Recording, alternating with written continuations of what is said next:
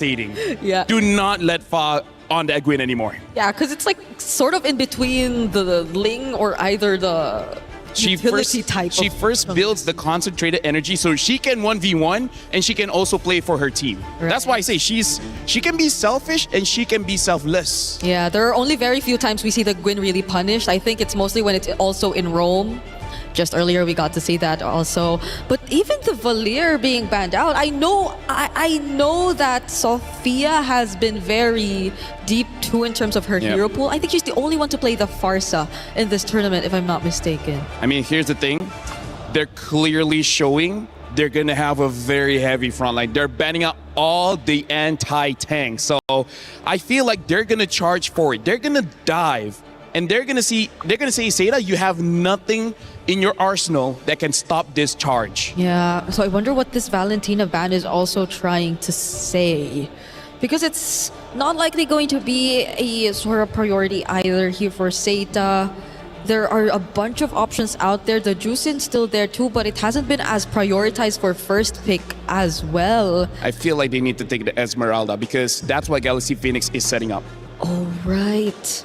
They don't want anyone stopping the Esmeralda from just getting close. But does Jessica want to play that kind of hero? Or is she willing to just pick up another comfort pick similar to the Alice that she already shown us previously?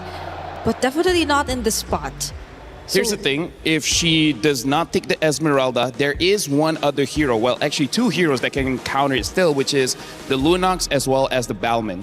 But also both are very niche heroes, and instead they go for the Harara. But I feel like Galaxy Phoenix, they are okay with this. You know, the Harara has been a safe pick for SAETA Esports since day number one, and I feel like that's one that they're trying to force super heavy, especially given the new meta coming in, the buff. Jessica on Harara, she can pop off with this. It's a matter of how they're going to be able to counter on the side of Galaxy Phoenix. Yeah, but it's still a 50-50 in terms of stats, in terms of the win rate if you look at the Hirara, but it's a very considerable comfort pick if we're talking about SAETA. Now they get the Claude. A lot of the roamers are actually available as well, such as the Atlas and Belleric if they already want to consider that. But knowing Galaxy Phoenix, it's been mostly just the Belleric, and there you go. They take it alongside the Claude.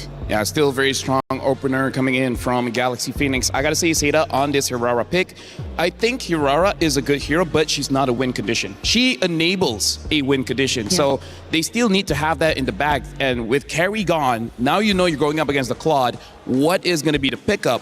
I'm thinking if we're talking about meta, it should be something like a Moskov, but Moskov is a mid-range marksman, which is not great against the Belleric, so they do pick up the Bruno as well as the Esmeralda. So now it's on Galaxy Phoenix, and they pick up the Boxia, and again, carry ban, Valir ban, Eve ban. This is their strategy from the very beginning. It's such a dive comp that they're really trying to go for. They're just gonna go all in and force out the fights, which I feel is very uncomfortable for Guy. Now that she's on the Bruno, I guess you would also want to consider maybe a potential pairing that could help her. The Mathilda is also there. They have the Esmeralda on their side, which I don't think will be much of a problem.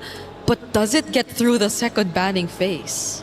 My theory is SAETA is thinking whether they want to fight fire with fire. But for now, Galaxy Phoenix, their fire looks a bit hotter here, especially because there's very little that SAETA has that can directly counter what Galaxy Phoenix has been showing. Yeah, and if they even do consider going for a utility roam, then most of the front lines are just going to fall on the Esmeralda, on Jessica all over again, and not to mention the fact that they're on a Hirara jungle. So that means they will, or GXP would have much easier access to just constantly go for the chase because they will lack crowd control. So would they really want to consider that, or maybe opt for a roamer that also has additional layers of catch and crowd control to respond against GXP? I gotta say they at least need some form of knockup. Yeah. If not, that Blazing Duet will just rip over your team, and that's something that they definitely don't want. One of the popular choices in MLBB is definitely the Cho, but so far at MWI, no Chos have been picked up so far. The other choice is Minotaur, but again, is not having an amazing showing here. I think Fanhua does play the Cho. It just hasn't been as successful previously, but again, into the Baksha, into the Claude, I think it will be a pretty decent option. it's not like you get to pair it with immediate burst, but you don't know what the mid lane pick is for SAETA anyway. There might just be a chance you still get to see them pick up a burst mage. Here's the thing, Galaxy Phoenix can pick up something like a Kimi and just force out the early game because we see Farsa as well as Selena and the Valentina being banned. All three early game mages have been taken off the table. Kimi is still there. If they want scale, they have the Zetian still available, but actually no, it's actually still a pretty good pick, yeah. but instead they pick up the Gord. Haven't seen the Gord for a while here. So now SAETA, if they want to go loco, they could go for something like an Estes and just go for an Ube strat. Oh. But, you know, there's a Boxia there, so you're kind of already countered in that sense. Yeah, the Mathildas, the Estes, they are, again, considerable options. But the lack of crowd control might be a bit of a problem here for SAETA because there's nothing that's just going to lock down and hold down GXP once they just keep trying. Atlas is still there, so that should be the pick, no? Oh, right. Right, Atlas is still there. So it should be the Atlas. They go for a Tigreal. I was thinking for a Tigreal for some reason, but I don't think that's the pick. Lilia is picked up so that she can fight the tanks. This Tigreal is, I would say, must be some kind of comfort because wow, wow, wee, wow. Wow, wow, wee, wow. And wow, wee, wow. We're just waiting for the XP lane, I guess. There is an Alice still. I think it's okay, but I think they might be better with damage, maybe like a Lapu, maybe like a Bennett. Paquito is still up also. But the Esmeralda, a bit of damage, yeah, I'd agree. Okay, they lock in the Sora. And the Sora is amazing going up against Lilia. Lilia does not have a lot of HP. He can burst her down.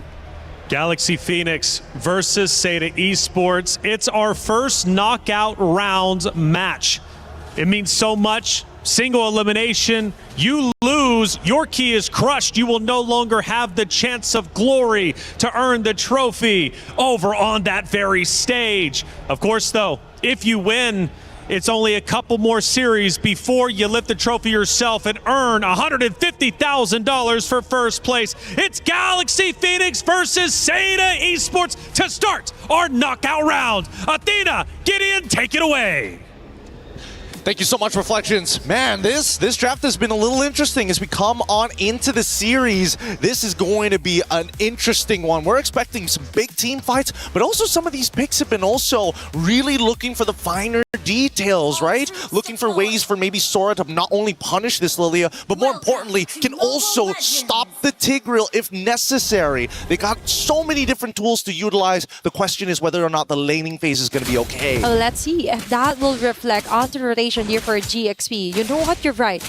They are kind of doing the research here onto what fit or works best for SAETA. Remember from their first ever matchup against Falcons ID, they actually used this Hirara. And then for the second game, they locked in the 2-0 with the Tigreal. Fantastic job, by the way, by Fanwa. So let's see if Galaxy Phoenix has something in store for that duo as well.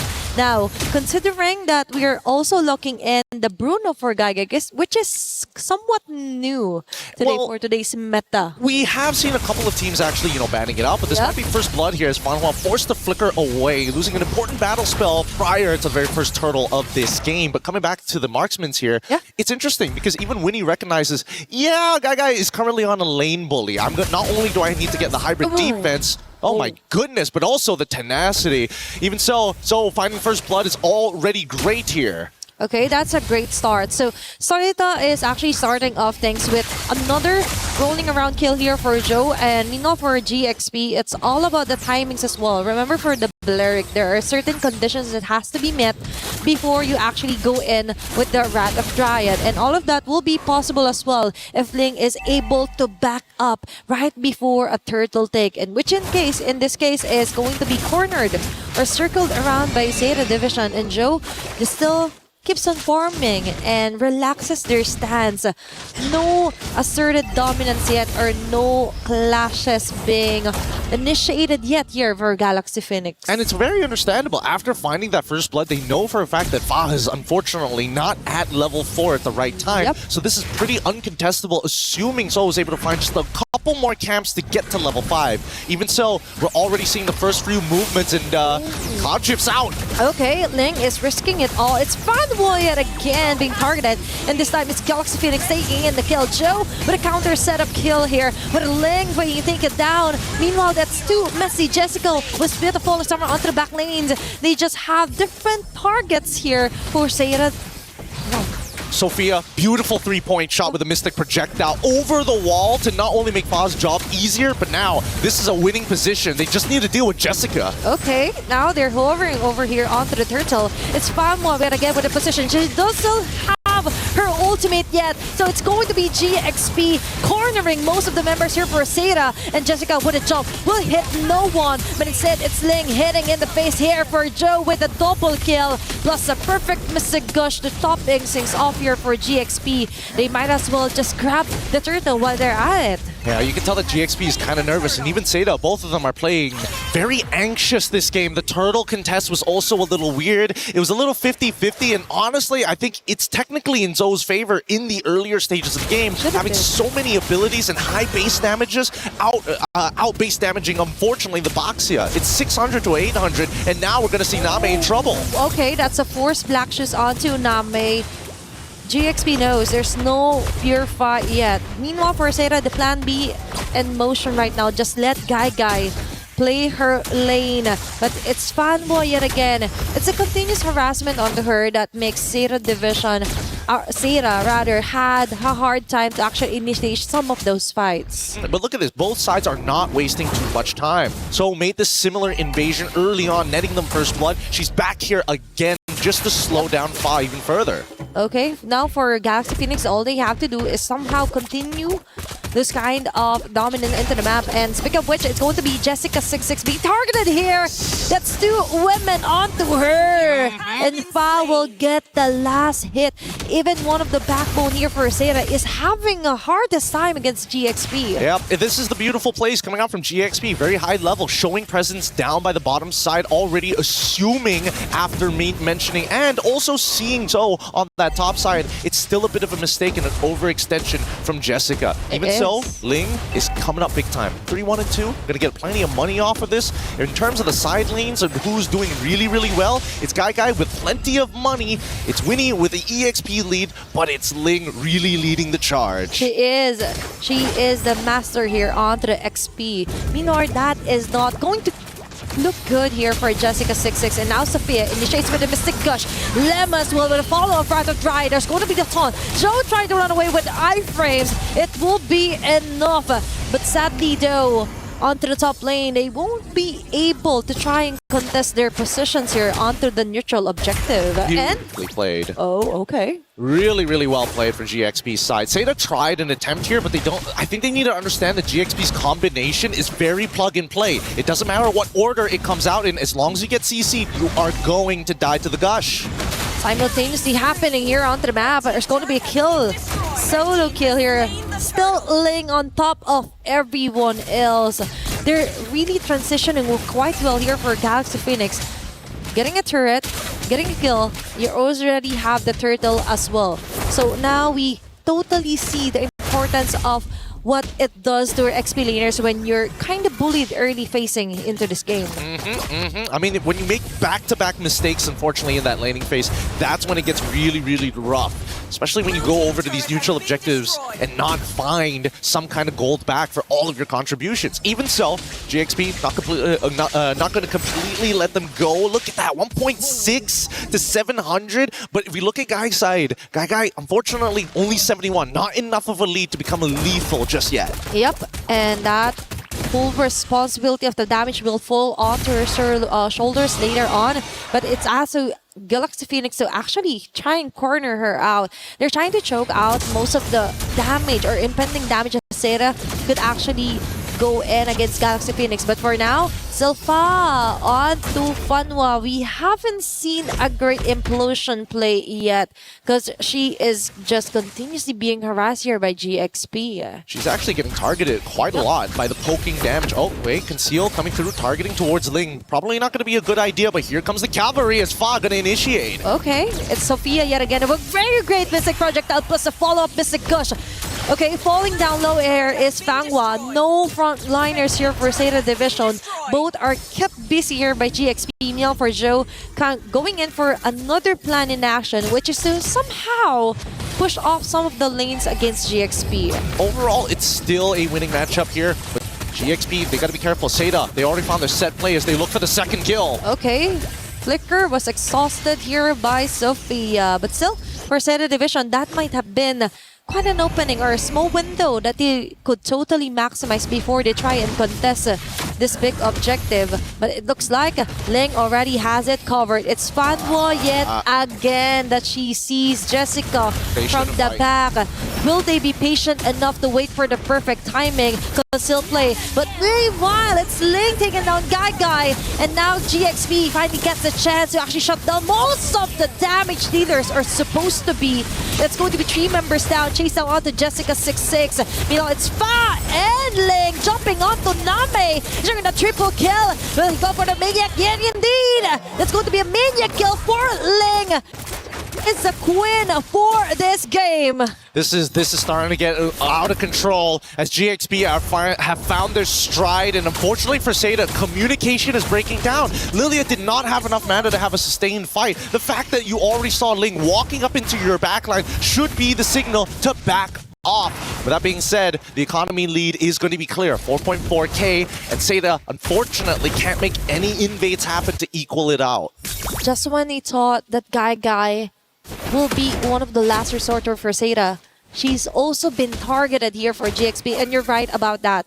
You have to be more aware on where Ling and even Llama is actually going around here on the map of SAETA Division, SAETA rather, and it's kind of a bit sad to see that 9 minutes in the game, jungle's already been compromised, and now Joe has to resort to somehow just clearing up the bits of the waves onto the sides just so she could slowly build up her stacks. Well, I mean, honestly, I think Nami should have just said, guys, we need to, it's either we delay this or I recall back and get my mana, because unfortunately, even if she does decide to use the black shoes, it's too late to get all of that health and mana back, but now Rapid Grinds into combo. Okay, that is just too much of a burst here for Galaxy Phoenix. Now they go in far onto Fanghua. Nami tried to run away. There's no black shoes at all to save her. And it transferred back onto the damage onto Guy. She will be backing away. But Galaxy Phoenix got most of those kills. Just 3 women down. Plus, they might even get a T2 onto the mid lane. Oh man, they've set this up perfectly. They can guarantee an inhibitor here. They broke the Holy Shielding, and now they're going to go for a little bit more. With this next Holy Shielding about to fall, they have perfectly set up the next potential fight. And it's going to be, I guarantee you, they're going to get this Lord. If SAETA can steal this somehow, that would buy them a guaranteed 6 minutes into this game. They've waited for this moment. For Galaxy Phoenix, it took years for them to actually perfect, to actually try and get the super team that they wanted, to put their faces, their team, and the MWI map, and there they have it. Very dominating win against SAETA. One of the teams who found a way to actually win a fight against Falcon's ID, and now it's GXP asserting their dominance. Looking at this one, of course, we see some clean discipline as well when it comes to rotations, plus the easy conversion of kill, then turret, kill, and then objective. Very clear attitude here for GXP. I mean, it's reflected by the score, 2-15 so far. It's just closing this game out. It's going to be a little bit harder than it looks, especially since Name is starting to scale and dealing with these waves well. So, fortunately, not going to get caught here, but they find Fanghua instead. Okay, Flicker fortunately hasn't been activated here for SAETA, but they have another task in here that they have to melt down as fast as possible. But it's going to be the Lord that GXP has and marching onto the bottom. Very nice of them to kind of delay things off onto the mid lane, even onto the top lane. Now the pressure is on. Macro control here for Galaxy Phoenix. Winnie onto the sidelines here, and Lemma with a Wrath of Giant. Funnel immediately down. There's no more counterplay here for SAETA. All they can do is run away while Lane chases them down onto the back lanes, and Winnie goes in with a blazing duet. The cherry on top, Galaxy Phoenix is doing it. Complete members marching in towards the base. It's SAETA trying to fight for their life here. Jessica and Joe Guy will manage to do that, but still, They're on the brink of losing here for game number 1. So close, but still, they can definitely still survive for a few minutes or so against GXP. Yeah, unfortunately, they're not able to cut through absolutely everyone just yet, and the spawn timers is going to allow the rest to actually come back into this fight. GXP could have forced the end there, but decided to take the safe route. This could be a potential mistake if SAETA is able to find a turnover fight, a complete wipeout against GXP to close out the game. I would say closer towards the 14 to 16 minute where the death timers are long enough for them to crush through 2 to 3 towers in one go.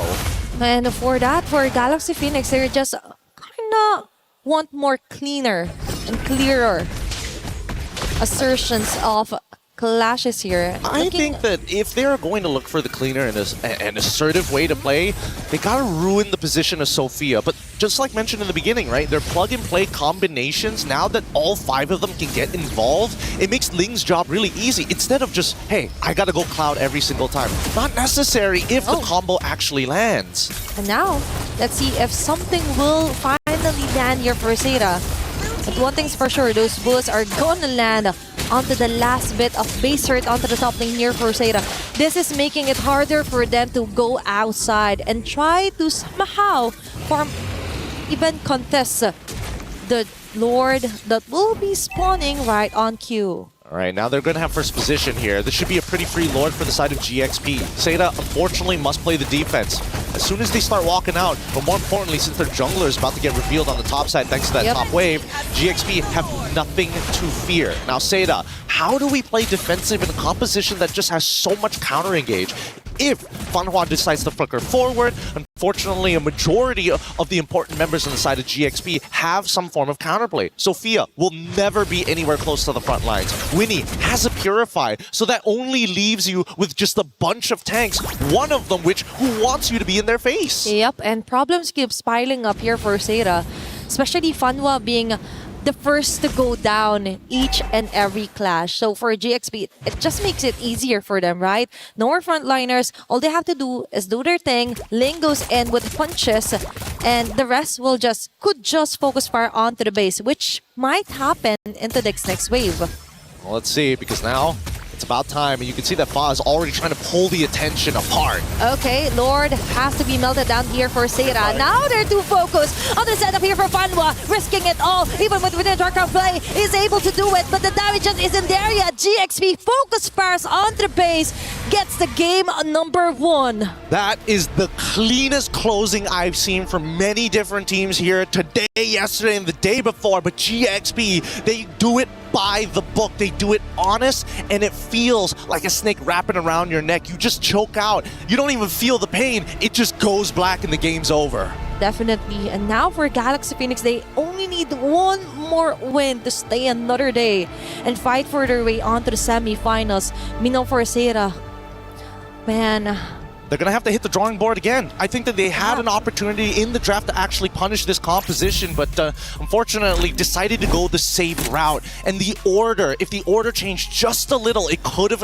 definitely helped at least GXP slow down that early game in the middle of this game. With that being said, though, we're going to go on a short break, and when we come back, it's going to be more MLBB action here at MWI.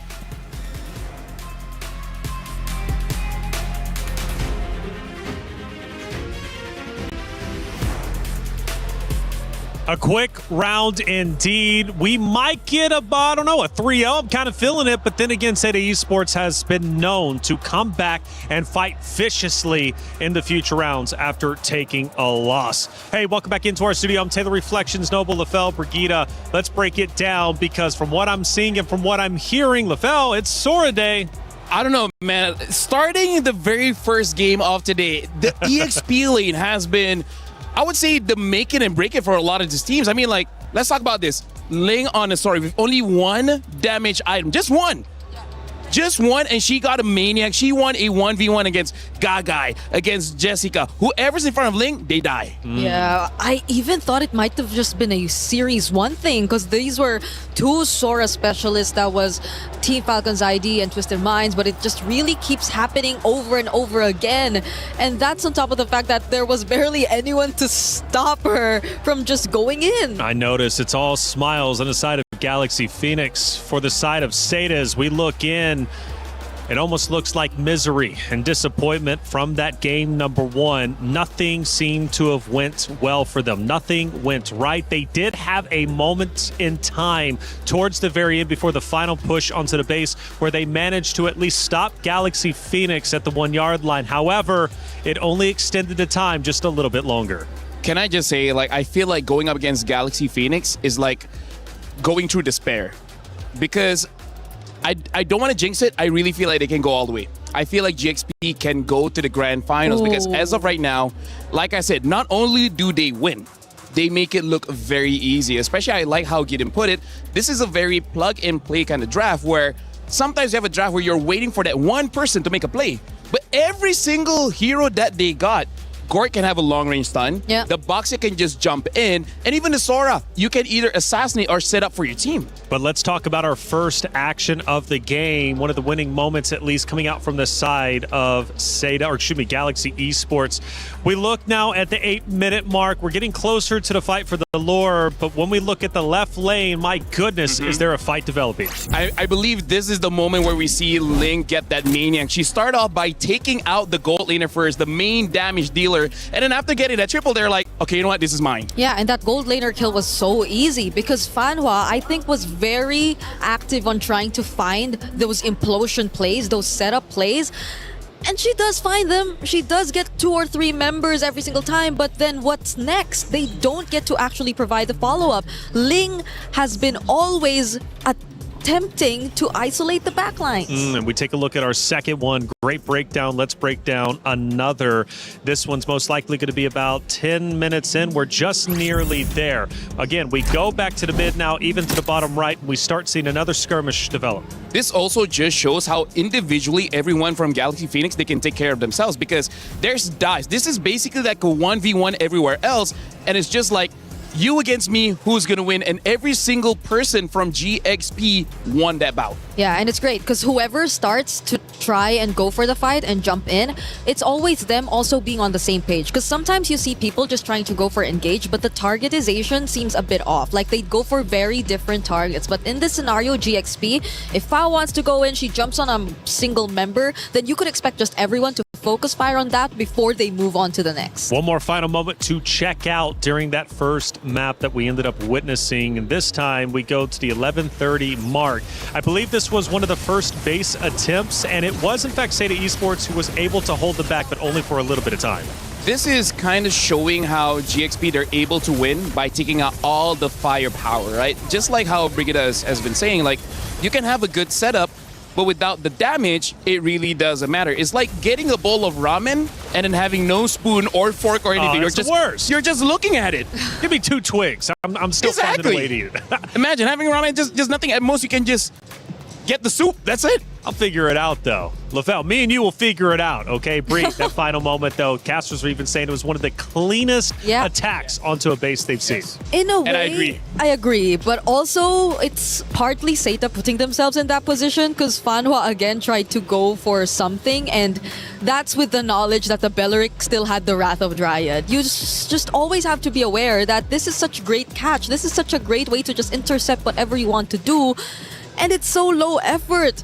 They barely had to do anything. Lima just had to wait so she could cast the Wrath of Dryad, and that's it. Now, one of the things I brought up during the hero selection, breaking it down, is for SAETA, they love that Harara. Now, you did point it out, LaFell, that's not a win condition, but more so a piece of the puzzle that SAETA Esports is trying to put together. Felt like SAETA tried to do this on day one. It actually ended up working out. Relatively similar hero composition. Are they too reliant on the Harara? Do they need to switch things up? This is also why GXP is so strong because, like I said, they're the masters of rock, paper, scissors. They know the Harara is going to get picked, right? Instead of batting it out, they allow SAETA to just take it so that they can have a draft that makes it so that Harara could not do anything. They ban out the carry, they ban out the Valir, they ban out all the anti-tank heroes so that they can have all the tank heroes so that Harara come in and is like, okay, can you kill me? You cannot, then you will die. Yeah, because we've been saying that you need to set up for the Hirara to be successful. It's not like the Hirara is just the one making things happen. So there are certain conditions that have to be met, and in this case, they did not allow any single one of them to get through. It was tough, and speaking of not getting through, Bree, I mean, Zhao was the only one with kills onto the side of SAETA Esports, having 2. having 2 total eliminations. For Galaxy Phoenix, they had close to 20. But those all happened in the early game, and that was about it. One and the late one when she got the clot, right? Yeah, that too, but most of it just really was when they could really take the Hirara and take advantage of how mobility is reliable, how the burst is slightly reliable, but everything else after that was just countered out here. It was tough. It really was tough to watch, to say the least. SAETA Esports, I know, has so much more potential than what they just showed. I know for a fact they can play better than that. But speaking of playing better than that, what's the game plan? You lost that so quickly, it's even hard to get upset about it. Granted, we did see the player emotions, LaFell, and they were clearly feeling that loss. Because I really feel like they understood that there was not much that they can do in that game. That was the phases of saying that they knew what we were going to do before we did it. So how do we outplay that? Because let's talk about the bans. Guinevere, one of Fa's best hero, got banned, and she still had the Boxia. She will still have the Ling. If you have 5 bans for Fa, she still have a signature hero. That's why I say it feels like despair. Yeah, but I'm pretty sure they still have so much to pull out, and they're not even pushed to the limit. Like every single draft feels like they've just been expecting everything to come out, and they eventually get a hold of what they want. You know, coming into this again, and I keep bringing it up because I think it's such a cool story, SAETA Esports was built for the MWI stage, but that means their hero pool as well. Do you think they're maybe overextending past their comfort zone and they're finding themselves trying to counter the heroes on the opposite team, but not really understanding fully how to play those very heroes? I mean, we're talking about how both organizations is trying to make a name for themselves because this is new. This is a new lineup built for MWI, and because of that, they don't have the experience of being pressured this hard. So I feel like, have they stretched themselves too thin? Honestly, maybe, just because now that you're in this situation, what do you do? This is scary, Bree. We go back to Flying Cloud, and SAETA cannot afford to go with the same hero composition because we know what Galaxy Phoenix is going to do. They're just going to choose their own that just defeated them, and after such a heavy loss, going back to the same map, this could have devastating effects for SAETA. It's tough though, because if they don't really want to overstretch their possibilities in terms of hero pool, then does reverting back to comfort also help them? Because their comforts seem to be really countered out well by Galaxy Phoenix nonetheless. That's a good point, but we just witnessed Gen G try to do that. They went with their comfort picks, and they unfortunately ended up losing. So it's not a guaranteed, but it is something that I'll still stand behind. It does help, especially whenever you're feeling uncomfortable going into the next map after losing in such a severe fashion. I feel like you need to find a good middle ground. Yep. Because like maybe 2 or 3 players need those comforts. The other ones need to be a win condition, right? They need to be meta here, because right now for Galaxy Phoenix, they kind of know the comforts of SAETA and they're just taking it all out. And this time, look at the difference here. They're not betting out anti-tanks. Now they're betting out burst heroes. So maybe they just want to show off more heroes. Just be like, hey, we got more in the tank. Hey, what if it's an assassin game this time for I Galaxy think it might Phoenix, be. right? Because if they don't want these annoying XP laners to just come in, well, the carry makes you think twice just a little bit, because there is also a chance they took it out. But these are mind games. Like, SAETA are probably not sure what the game plan is for Galaxy Phoenix at this point. Just give it the first 3 bans that they decided to show us. I feel like Belleric is a pretty safe pick because, again, that's one of the heroes that Lima really likes to play. Other than that, everyone else has been so good. Belleric has been picked up. So now for SAETA, the problem is they don't have a carry to really fight against this Belleric. So I don't know. Even taking away the Sora is so dangerous because the Valentina is still there. I agree. At this point, they just want to snatch away the Lilia, so they have to deal with less problems if a Belleric-Lilia combination shows up again. But that's not the only thing you can expect from Galaxy Phoenix, because if they go all in on the more tanky heroes, then they might just also opt for the likes of a Jusin, because it's also still open, so they have more ways of responding to it. But it's scary, but comfort is the game, I guess. They're showing comfort with the Sicilian pick, but that Sora early pick. A reason why we don't see Sora so early, it's so counterable, especially with that Valentina. So that's a risk, saying that I don't think you'll pick up the Valentina, and they don't. They pick up the Phoveus, but Phoveus is also a counter towards the Sora. And now that the Phoveus sees it's a Sicilian, it's not a Gord, it's not a Lilia, the Phoveus will be fine. I feel like SAETA, they just overcommitted on that Sicilian pick, making it an easy Phovius pick. Yeah, and you're forced to play slow. You have Yes. to play slightly slower than usual. You do have a Sora, but the fact that it's already countered out, then you have much limited movement across the map. And now they get the next best option, I guess, which is also the Claude. So not even the Sicilian is safe. You'd have to be worried about sudden entries from the Blazing Duet. The way that the draft has been shaping up, they even got the combo Carmilla as well as Cecilia. The way it's been shaping up is like SAETA is running in one direction, and then Galaxy Phoenix is taking brick by brick, making a wall, making sure that you're gonna run into that wall. Because as of right now, SAETA said, you know what? We are going for comfort. We're going for wombo combos. So just hoping for a very big team fight win, but that's one of Galaxy Phoenix specialty, especially with that Bellaric. I don't know if that's the best way to draft for this one. I hope SAETA at least find some way to play opposite side of the map, because if they're just going really heavy on team fights and you're already forced to play slow, then that just really lessens your chances of being able to catch up to Galaxy Phoenix, because I just feel like Galaxy Phoenix are always going to step on the gas. They're not really going to allow SAETA to play whatever game they want. At this point, Galaxy Phoenix is riding an electric vehicle. It's so instant. You just can't stop it, right? After the game, they'll charge it up. But during the game, it's all speed. SAETA now batting out the box, yeah. Very good ban, because as of right now, it seems like a different kind of dive comp coming in from Galaxy Phoenix. And SAETA, I guess the flex here is Carmilla, I guess. We've seen it in the jungle. It could be Roam. What I think SAETA needs is wave clear. If they have wave clear, they can slow the game. Exactly. No minions, no turrets destroyed. But what other good wave clearers is there? Right? They already showed their mid. They kind of showed their EXP. So now it's gold lane. Yeah, that's why maybe There's no quad. the Moskov, if they just really want someone to take charge of the lanes. I almost want to make a risky pick of something like a Granger so that the early game is there, or a Harv, because I'm just worried the Moskov needs 3 to 4 items. It does. Cecilia needs like what, 20 minutes? Also, because you're already forced to play slow, you're scaling in mid, so might as well go for an early game gold lane. They need some kind of early game. If not, this is gonna be super one-sided. So should they just go fighter sides and maybe like a YSS in the jungle to actually not bad. balance it out? Actually not bad. Or fighter in the jungle. We haven't seen Lucas for a while, but Lucas used to be good during that time. And there's a Valentina option still, so you know what? You're right. Okay, they ban it out though. Maybe. What other picks in the gold lane here? If you want, I can see something like a CC. A CC. Wait, hold on. Wait, the Freya's actually still open. What the heck? I was looking like, wait, something's missing here. Freya's still open. Okay.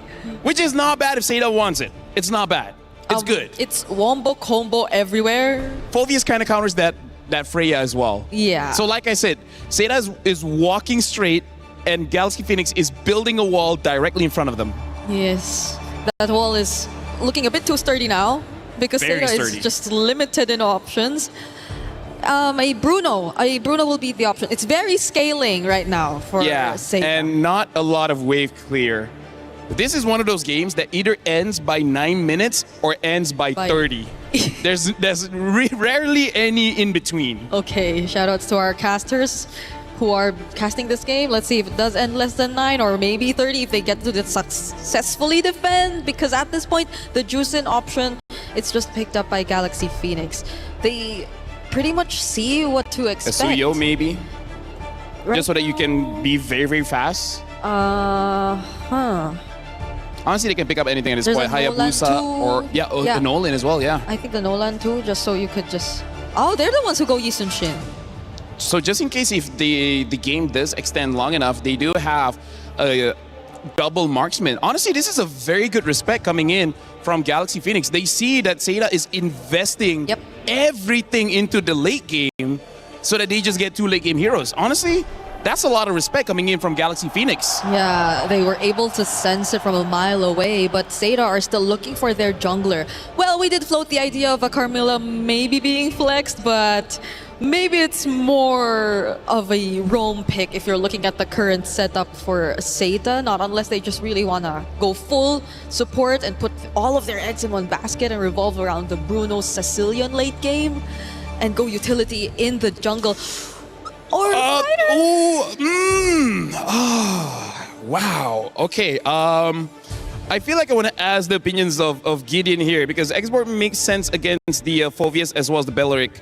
But, hey, maybe it can work. Maybe it can work. Maybe it can work. Well, it's going to have to work for sure. SAETA Esports built this roster specifically for MWI, and it's worked out so far. But is this going to be the end of the road? Well, they need to come back in the series. It's a best of 5 after all, and Galaxy Phoenix is already well ahead of the game, winning game 1 in such a convincing fashion that SAETA Esports now has to go for their comfort picks just to feel alive in game number 2. It's Galaxy Phoenix versus SAETA Esports Map 2. Athena, Gideon, take it away.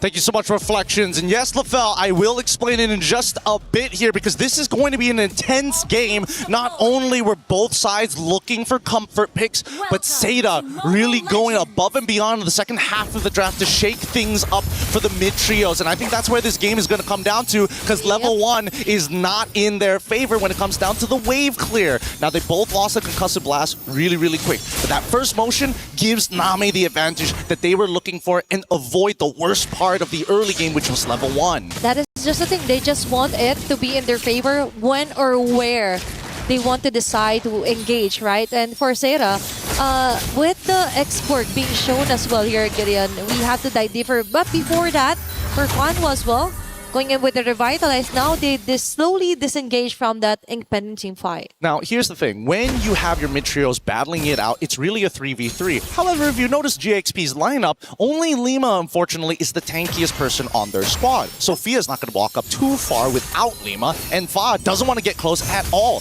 Now, here at level 2, this is where Sophia can get really, really aggressive, but SAETA want to punish this. They are taxing the HP pool and also using the waltz so that Fanhua can get really aggressive and still walk out of safety. Plus, the additional shield is really helpful for them when it comes to clutch moments, right?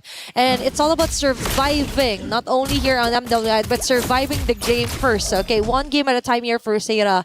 And now we also have to somehow look at a closer look on how will Jessica fare well against the Phoveus of Ling later on. Now she got this huge advantage with the setups with the Cloud Form current term, plus now she actually has damages she could inflict upon GXP whenever needed. And right on cue, it's not going to be, or it's might be going to be onto the objective here, which is a turtle that spawned right on cue.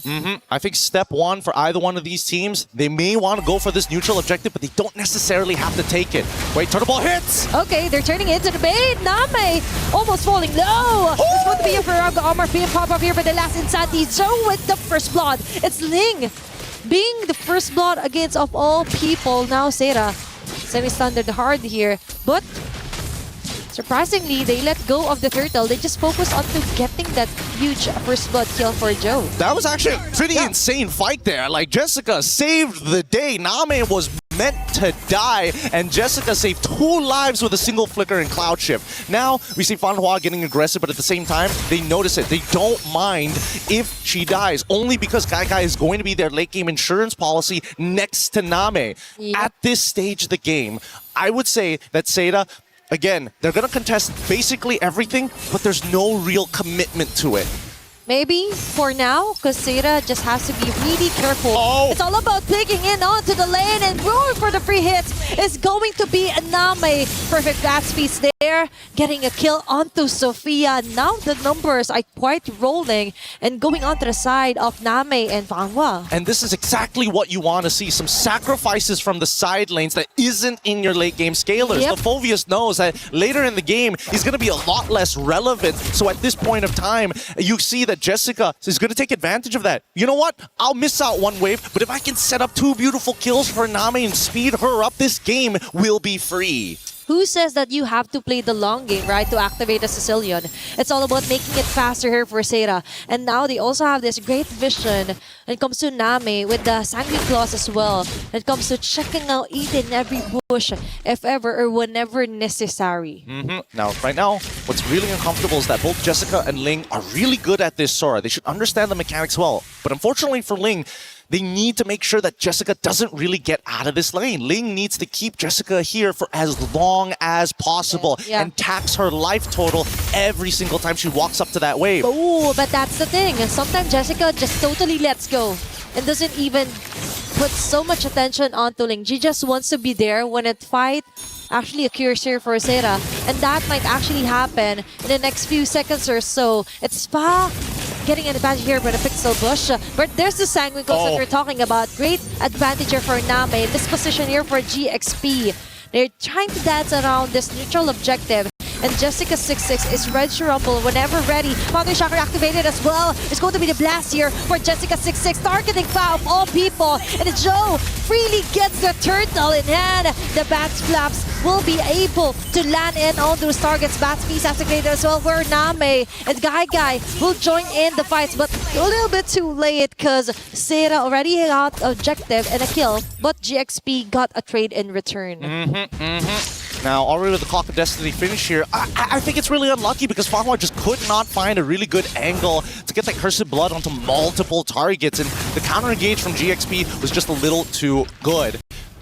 This comes down to execution, and I think that right now, both lineups to a certain degree is going to be very even towards the later half of the game. My biggest concern is whether or not Fa will be able to scale in time, because Fanhua is kind of unstoppable when Name is not too far away from her. They need to find a way to actually like zone out and let Fa do her job, which is to actually farm up as much as you can. So if ever that doesn't happen, what they wanted to do is somehow let Winnie do the talking, let Winnie do the damage if ever Fa doesn't get enough of the resources that she wants. And now SAETA here onto the mid lane, they could actually force out some pickups here, but no, they're playing it safely for now. Personally, I think that Winnie, once she gets 3 items, she's going to look to Blazing Duet Name as soon as they can.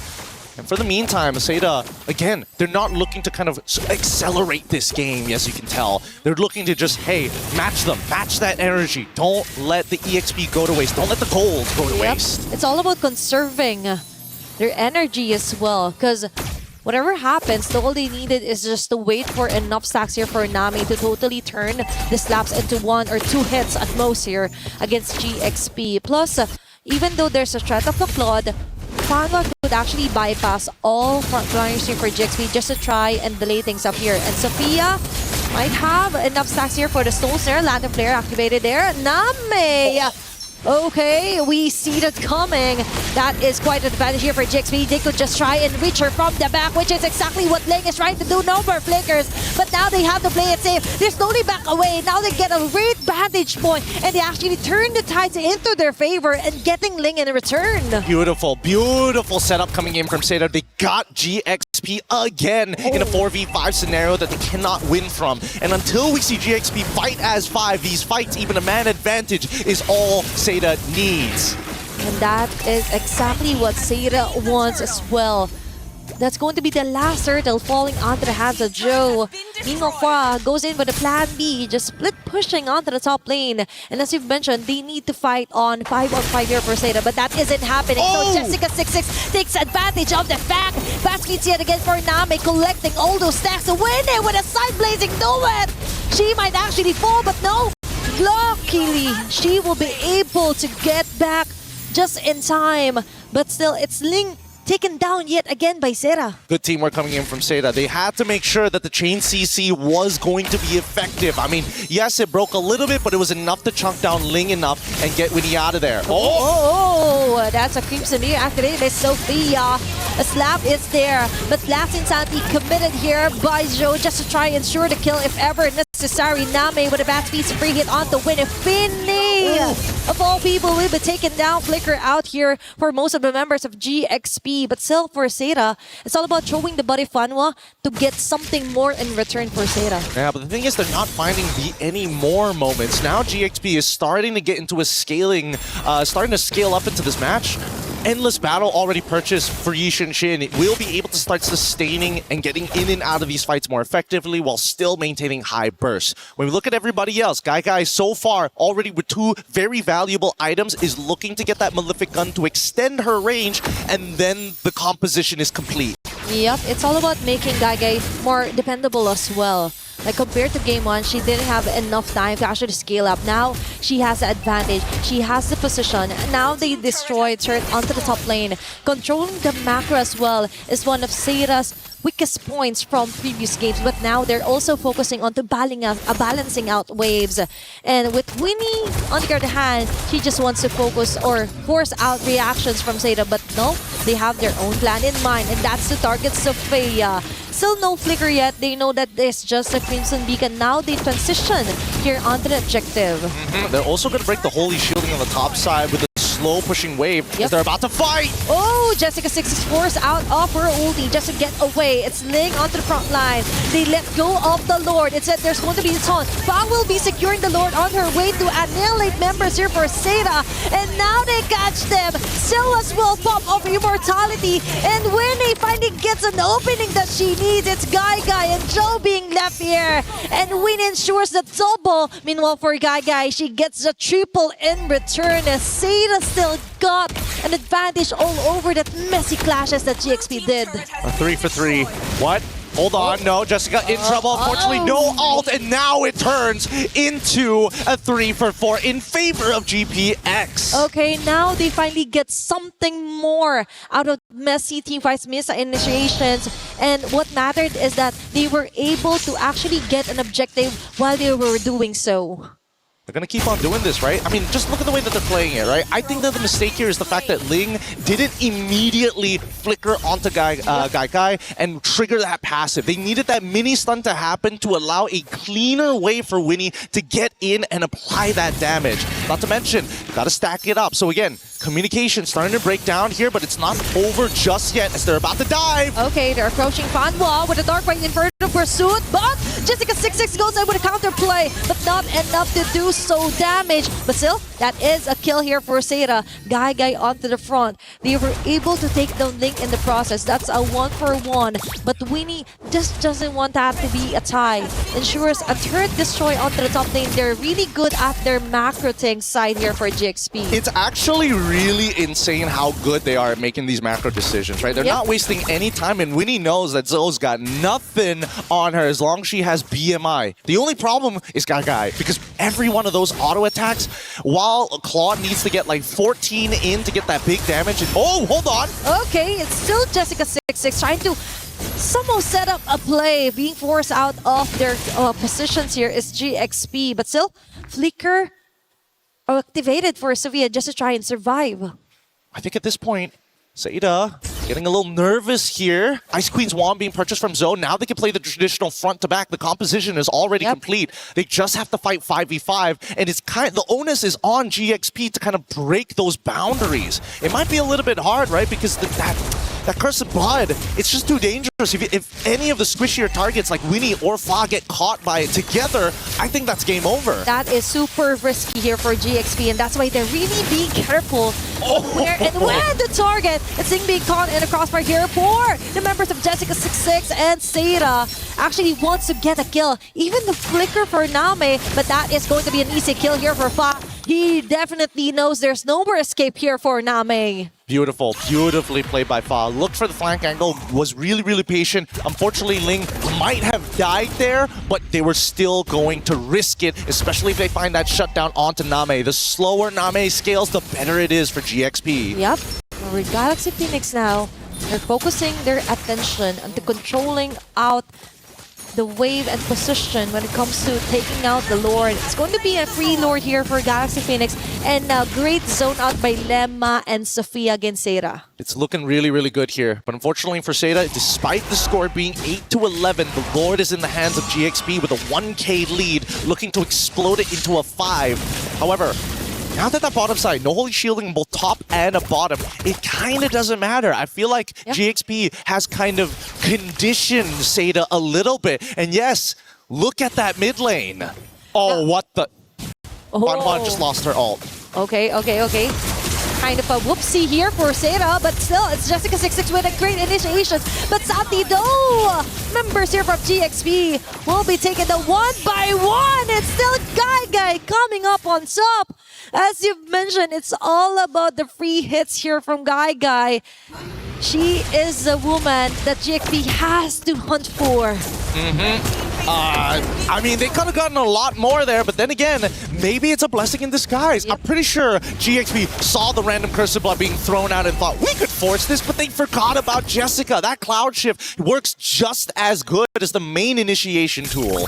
Okay, now for SAETA, they just have to be really careful onto like controlling the wave as well. They have very good initiations, to be honest. All throughout their games, they're really dominant when it comes to clashes. They really know how to play the micro really well. But the problem is that most of the time, even not so in super long games, 15 minutes is considered mid-game, right? And they're already gotten their base turrets already destroyed, but most of the opponents that they play against, and that is somehow frustrating if you're SAETA, because you also have to double down onto watching out the long lanes here, but Lema instantly being bursted down. Okay, Fa was actually waiting for members here from SAETA to actually exhaust all their ultimates. Last Insanity committed as well. It's Winnie being caught.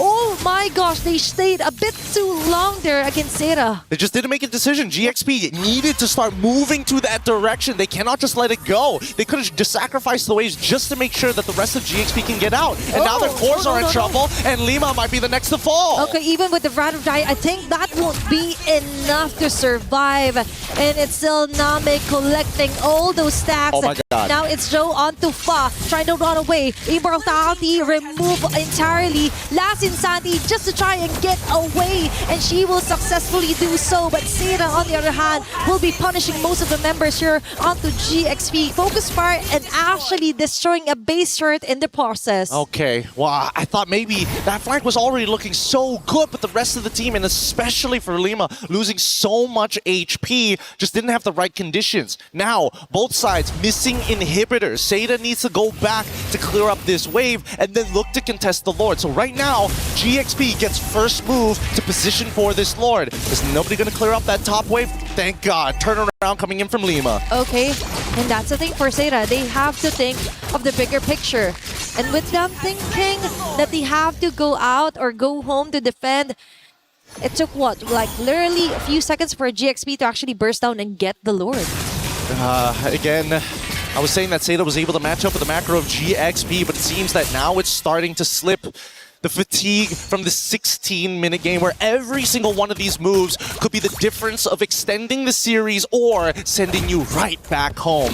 And either way, GXP, they're the cool, calm, collected ones, yet we haven't seen a very clean 5v5 just yet. It's always somebody goes down a little too quick. Somebody isn't as committed compared to the others. Once GXP gets on that same page, SAETA's going to be in a lot of trouble unless they once again forget about the two big ultimates. Cloud Shift coming in from Jessica26 or the Cursed Blood from Fanhua. Okay, two things to check if you're GXP. And now, they're slowly approaching top lane here. Lema onto Joe. There's going to be Lantern Flare. Last Insanity just to clear off the minion wave that GXP brought onto the base of SAETA. Now, it's going to be a defense, and they're not willing to risk it at all here, Gideon. Why does nobody want to hit the turret? Just somebody, anybody at this point. And now they're pulling. Guy is literally pulling it because the mid-tier 2 didn't break. Okay, now they're talking. SAETA just wants to go in for a kill, but Fanhua immediately melts down here onto the heads of GXP. And we have Winnie here with a Blazing Duet going for free hit. Sophia with a double. Now that's going to be a disaster here for SAETA. They have to defend for their base. It's still complete 5 members here for GXP knocking in onto their base, approaching the mid lane. Oh, this game just got extended for little to no reason here. Yep. And now the inhibitor's still being threatened, and yet SAETA aren't going down as easily as you think. GXP, they got a little disrespectful there. They should have remembered, hey, you can't get the inhibitors without taking the tier 2s, so why did you hard push it on the long lane? They were too focused onto taking down. Be sure that they forgot. Wait, we have to go back to the basic fundamentals, right? You have to prioritize first onto turrets that you really want to destroy. Then you go by there. Now, for GXP, game extended. This might be a pro or a con, depending on whether they get the Lord or will SAETA even contest this one. Yeah, this is kind of interesting, actually. We see that Fa has decided to go for the War Axe as her last item. Despite everything, usually people make the decision of maybe it's the Malefic or whether we go into the War Axe. Usually the War Axe comes in as your second item over the Endless Battle. But let's see this Conceal first before we go any further, because Lima is really out of position and didn't see it in time. And now they rush in. Immortality removed entirely just before a Lord take here for GXP. Although technically, she still survives, but for SAETA, they have another layer of info that they have. But still, first things first, they have to clear off wave after wave before they try and position themselves into trying to contest this objective. I love the fact that SAETA are using these small little tricks. When you conceal, stick by walls because it's just harder to notice something changing when it is a fixed position. But even so, they're still contesting for this mid spot here. Okay, it's Fanmo being covered here by GXP. Waltz in towards Name, and now they try and dance around this Lord. 9 minutes into the game, this might be the ending Lord that GXP needs. And oh no, yeah, Jessica6 is forced out of her ultimate. Wait, what? Oh, the back lane is fun, getting the Lord, and when he goes in with an entry point, the blazing do it, Jessica6 might fall down. Yes, indeed, and Ling on the hands out here, and Guy gets in with the multiple balls ahead, getting for the free hits. SAETA is doing it. They want to survive, but wait, there's more. They have to go back. They have to defend their base, and it's Winnie on their back. That's 4 women across the map trying to find a way to go home safely to defend against GXP. This might be the first time that both SAETA and GXP have been put in this position. This is the sloppiest we've seen. So nasty as they 5v5 around this Lord pit. A steal from Fa, but yet we are seeing that SAETA are coming out of on top. In a lot of these scenarios, both the XP's down and one chance to survive. Okay, they still have the capability to extend this game. And an immediate shutdown onto Fa and Joe and the rest of the gang. They might just have it. They have it, what it takes just to try and survive for long. It's Sophia being targeted by 2 members. Even with the Lantern Flare, I think that won't be enough because they are locking their sights onto her. And Guy still alive, still deathless by the way, onto this 21-minute game time. And there's a chance at the end of the game right here, right now. They got to deal with these waves. Let it push in just a little bit closer. They have to stop it right here at the inhibitor. If they don't commit to it, they're going to get cloud shifted. Okay, if they play it just right, they might be able to equalize this matchup. It's Lang and Winnie with the Blazing Do It with their ground. They just want to delay things up, but SAETA just isn't having any of it. A minion wave will cross over, and it's SAETA taking in game number 2. They extend it.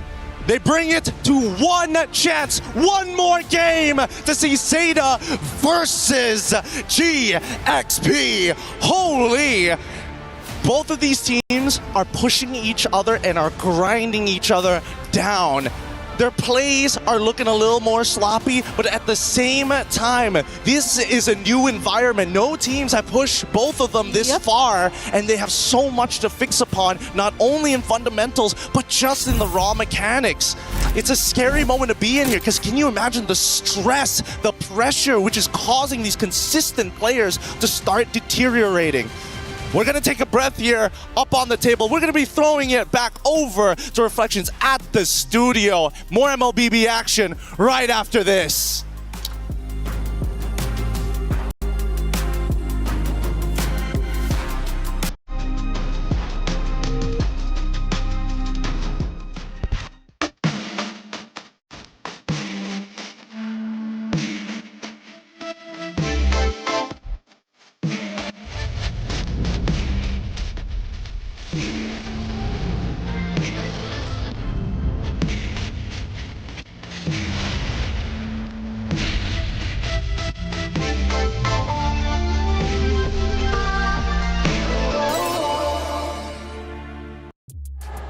What an unbelievable game with incredible results. It went back and forth for a full 20-plus minutes. In the end, it's SAETA tying up the series 1-1.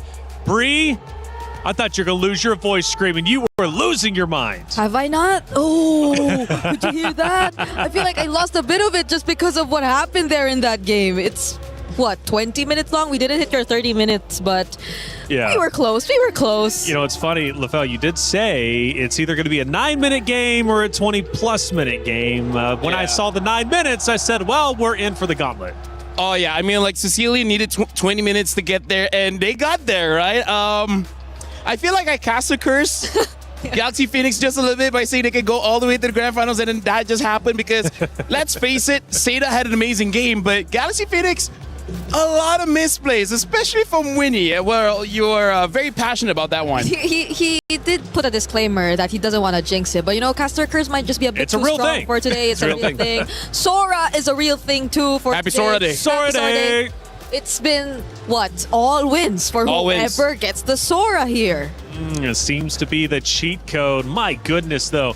SAETA at one point fell behind, and I was thinking, okay, we're probably going 2-0 here, but through resilience, they ended up fighting back. Talk to me about that back and forth, LaFell, because, my goodness, felt like Galaxy Phoenix was winning at one point. SAETA then took back over. Galaxy Phoenix had a very real chance to push the base. They didn't. They pulled away. SAETA took advantage and ultimately won. That's a good question, and to answer that, they have different layers of damage that you can't defend against. Number one, big burst magic damage. Fovey is one of the tankiest heroes in the game. One hit, half HP gone. Yep. So that's number one. Gagai, big burst physical damage, right? So that also deals with the likes of the Claude. Yep. And then you have continuous true damage coming in from the X-Borg. So they have ways to deal with the tanks. They have ways to deal with the squishies. And look at Jessica. Even Jessica, after that win, I feel like some tears there because she's like, serious emotions, man. That was a very hard game. Serious emotions. I mean, to lose how they did in map 1, Bree, right? Yeah. I mean, just such a convincing fashion. Zhao was the only one with 2 kills. That was it to like the 17 or 20 on the opposite side.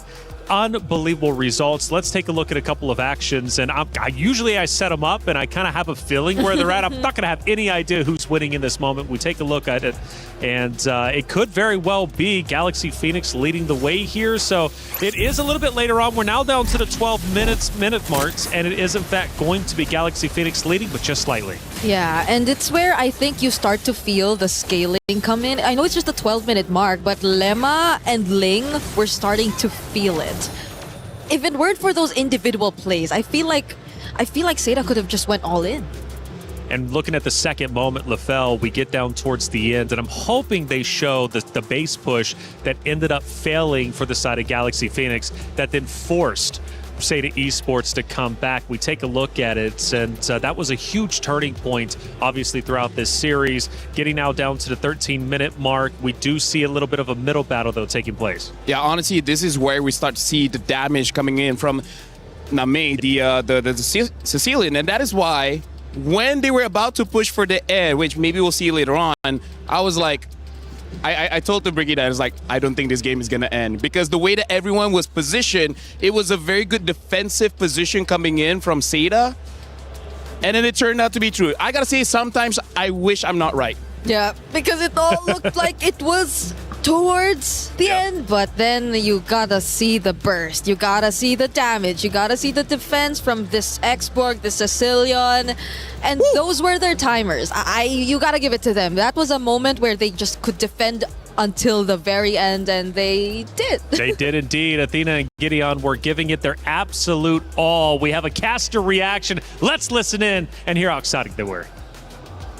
The GXP brought onto the base of SAETA.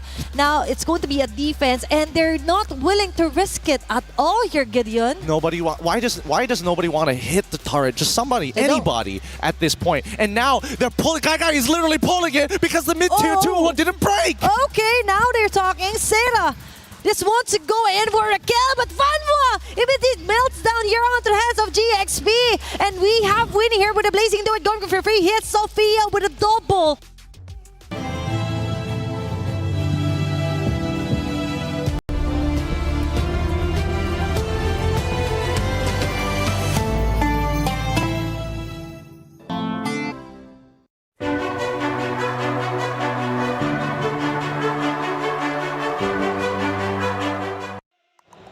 It was Inception for a moment. We're watching the casters react while watching the casters react to the caster react. And Athena, man, she was definitely caught off guard by that one. But you know what? They give it their all. Gideon, let me just say, same. Me and Briggs, like if there was cams on us, we'd also be like, we're very passionate folks. You know, we love MLBB. Yeah, we love MLBB. And he's put a caster curse in game for 3 times straight in just a single minute. I don't know how that was possible, but I'm everything sorry. just went the opposite way of whatever we he need said. an analyst cam, though, on you, especially when you start losing your mind. I didn't know what was going on. I actually went to LaFell. I was like, what is happening? Like, what? Honestly, you look like she was having a seizure. She never does that. You've never been this passionate. I was screaming, yes. Yes. Galaxy Phoenix, she's backing them up, man, and she was excited to see them come back until it wasn't a comeback. SAETA Esports, man, 1-1, all tied up. My goodness, do they look unstoppable. But I have to say, after what we saw from Jessica Yes. and her emotions, Yes. we might really have to give it to them because they risked it. They risked it so much to go for a Sicilian Carmilla lineup to end or to get in that game. So, like, they went in with, Yeah. I think, one of the strategies they've been trying to keep, but they were just forced to bring it out because they just desperately wanted to stay alive in this tournament. Look at that damage as well. Gagai did 123,000 damage while Namei did 105,000 damage. Sophia, funny enough, also did 105,000 damage. So that is quite a lot. But this just shows as strong as the Sicilian was, a lot was on Gagai on that Bruno. So, and by the way, clever pick for that X-board because I did not notice there was not a lot of bursts from Galaxy Phoenix to destroy the Faraga armor. So I didn't notice that. So honestly, brilliant drafting coming in from SAETA. Yeah, because it seems like they're just so tempted to go for the juice and everyone just seemed like they had to go melee and close towards the opponent so you could just freely use your lantern flares. But we're looking at Ling and Jessica. So much highlight on the EXP lane, at least for today. Whoever gets the Sora has a huge advantage. But in this particular game though, Ling, I think a lot of times Ling was just doing what the Phoveus would definitely do, but Jessica, for some way, found her way around it. If we're looking at the goal distribution, it tells the story of the game here because we see coming in from Jessica, she took no goal from the jungle crease, meaning that she's always around the map, around the river, as well as the lane. Whereas you see Ling have to take some jungle crease, meaning to say that she was losing, right? She needed money somewhere, and one of the options there was the jungle.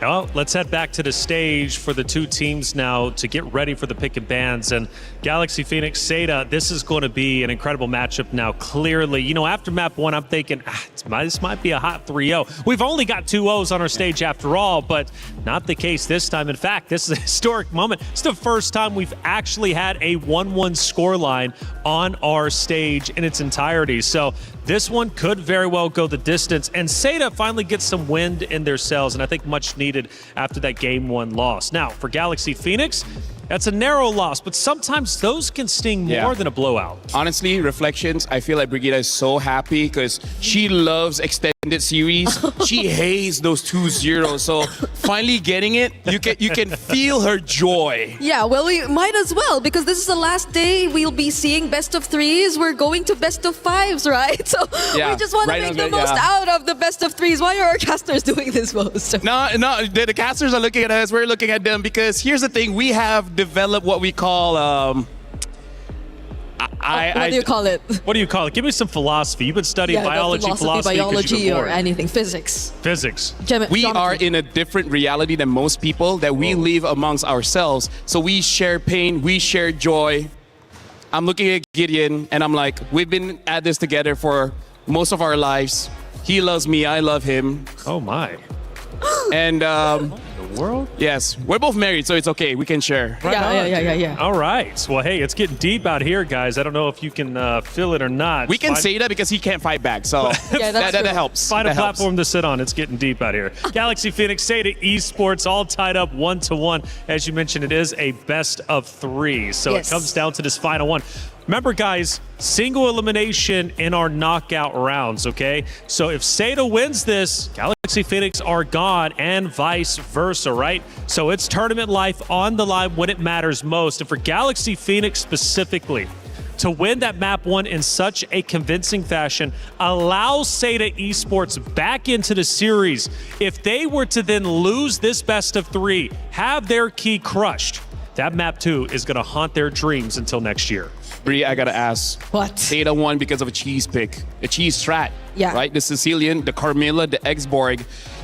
Do you think they can do that again? Because for some teams, you had a winning strategy. Sometimes you just want to go for it again, even if it is not the same circumstances. Now you be the analyst. Okay, for GXP though, I think they'll be more careful of how balanced their composition is definitely this time, because the lack of burst earlier definitely hurt them.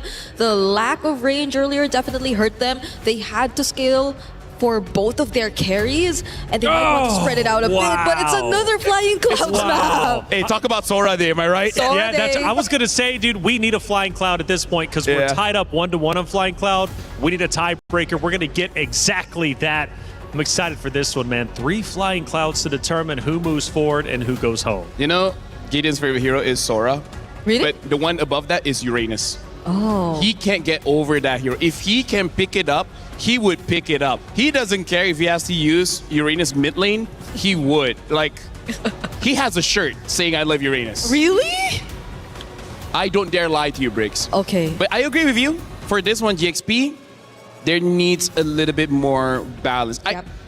I'm almost even thinking maybe the Yusin Shin is too much respect, thinking that, you know, we're going to fight late game to late game, but a Cecilia on late game, I mean, like, that's not okay. Because either way, if they did hand over the Yi Sun Shin and they had a Sicilian and a Claude in their lineup, then just go full out on early game. Then just make sure that you snowball out of their minds just so enough that they couldn't really catch up. Because in a way, they just allowed the Exborg to also somehow balance out SAETA's lineup a bit more. They allowed for the Carmilla to get a bit of help, for the combo with the Waltz to actually be a problem. So this time heading into this draft, hopefully they both were able to reset and that they get to bring out their fullest potential. Full out. I'm thinking just go Assassin's Den. Let's get a Oh. repeat of that Honestly, one matchup yeah. that we I don't had mind. here on Group A. Like, that was incredible.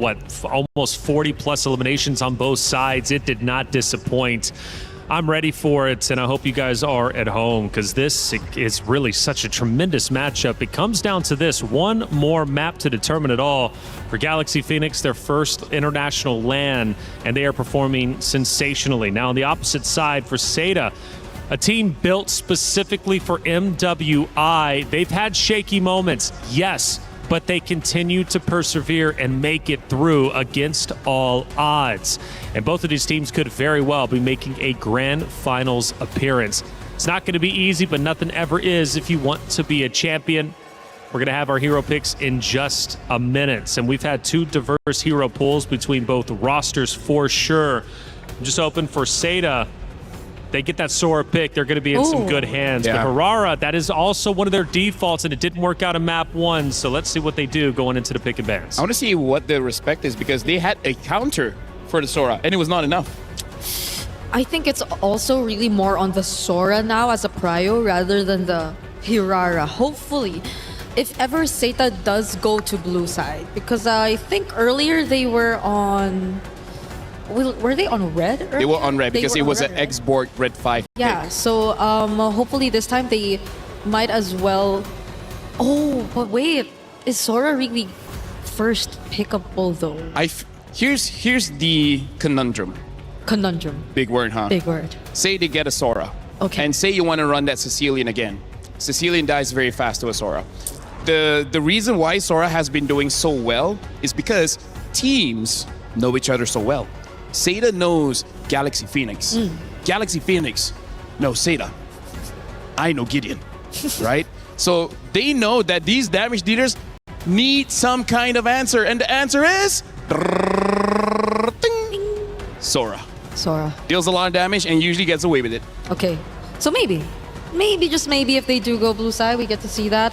A bit of change, and it's something that will definitely apply. You call it, I guess, the tournament meta, quote unquote, especially in this context. But there are also a lot of other things that we're yet to actually see prioritized. The Freya, I think, was disregarded this entire series. Yes, I was very disappointed, but okay. So I'm wondering what the plan is gonna be, because they definitely are thinking hard about this. The other word for tournament meta is pocket meta, which Oh, yeah. means it's just a meta for this current situation. So I feel like for Galaxy Phoenix, I think just go back to one of the strategies that they have used to win, because at this point, again, like I feel like they're playing Galaxy bad, not even global bad, right? It's like we've used this once, Galaxy bad. so never again. Except the Claude, though. They never changed the Claude. Do you feel like they should finally change the Claude? Maybe not. There were a few times Winnie was in a position that a Claude should not be in. Yeah. But it's also maybe stemming from the understanding that once you push the waves against Team SAETA, you just get such a huge advantage, because that seemed to be one of their biggest problems too in the previous game, in all their previous series. Yeah, the wave management is something that's lacking a bit. Actually, maybe that's also why they banned out the Moskov. They want to ban out hero that can protect the waves.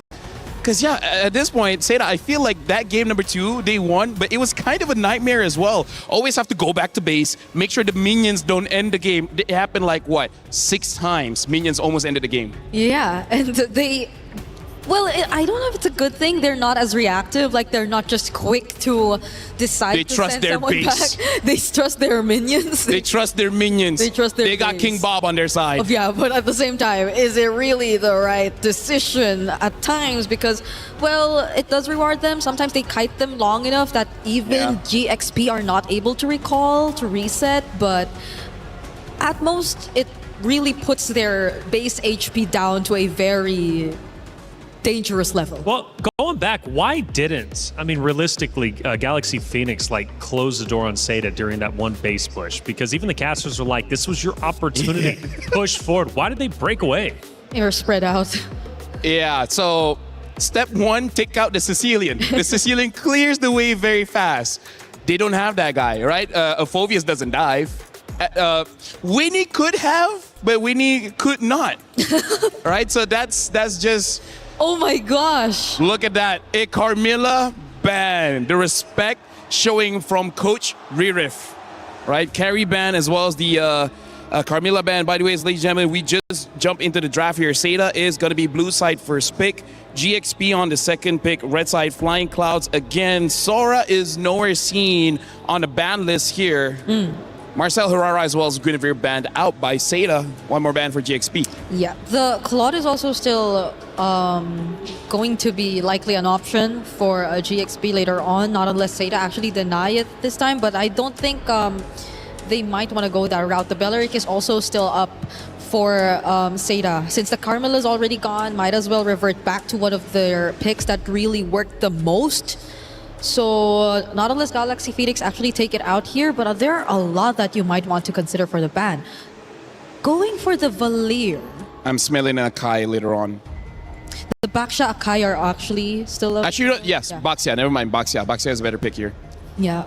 So SAETA, it's up to them now. The Balearic is up again, open. If they're already expecting the Baksha to come through anyway. Or do they deny the Claude? Just honestly thinking the Baxia away would not be a bad idea, but That it does too. seem that they want to play something more chaotic in the jungle, right? Something that can potentially counter whatever GXP has, especially with that Valir ban. You kind of know that Galaxy Phoenix will have a tank. So they're probably thinking like, save the jungle pick to be one of those heroes that can deal with the tank. But instead, there you go. They're like, you know what? We're going to take the Baxia away. So maybe Galaxy Phoenix does have to take the Akai. If they are forced to take the Akai... I mean, they can take it later. Or, you know, Barat's Matilda, if they have that. Matilda is actually open. Up, Sora. So, Uh-oh. do they win? Uh-oh, that's based off of history, I would think so. What's the pick? I mean, Jessica going Baxia is quite interesting. I mean, she's gone Herrera, she's gone Sora, now Baxia. What's the game plan, you think, for her specifically? Number one, I feel like to take away from GXP because I think they completely understand that's what they want because the bans are kind of honest here, Brigida. Yeah. So at least they get to deny more of what was similar to GXP's Game 1 draft because that was just really them rampaging through the Land of Dawn, just making sure that they were all over SAETA's map. So they do secure the Sora Belleric though, so I'm thinking the matchup. I kind of want Valentina. It's just that we don't know if Jessica can use a Valentina against a Sora. Yeah, maybe more on... Okay, so this time SAETA gets the Claude. Wow. That's another thing. So does Galaxy Phoenix take the Bruno? I'm not sure if the Bruno is the next option. But the Eve makes you a bit iffy about the Harith, yes. If they want the Akai, they got to take it now. If not, it's going to get back. A Ling! Honestly, quite early. For now, I think it's a Lingable game. But there's some EXPs, there's some roamers that will make Ling's life a little bit difficult. One of them is the Fovea, so they take that out. Yeah, it's a very aggressive start for Galaxy Phoenix to go for the Ling and the Sora together. Well, they do get to take out some of the counters, however, but... By the way, for SAETA specifically, this is the first time they've ran Boxia, Claude, and Eve.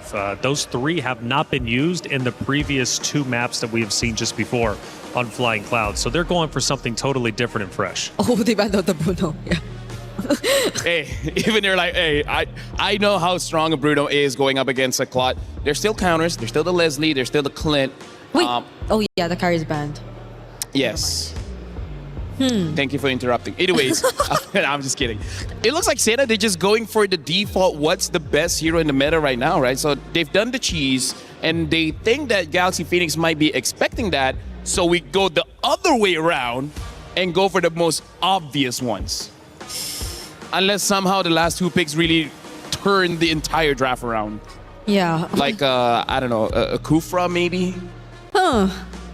I mean, you guys have seen it once. Yeah. Yeah. And against a Ling, maybe, but I don't think it's going to complement the draft as much. Like, you don't really get to see really pick-off-centric heroes just yet for SAETA. There's a lot of damage you could expect from the Claude, but that's going to come in later on.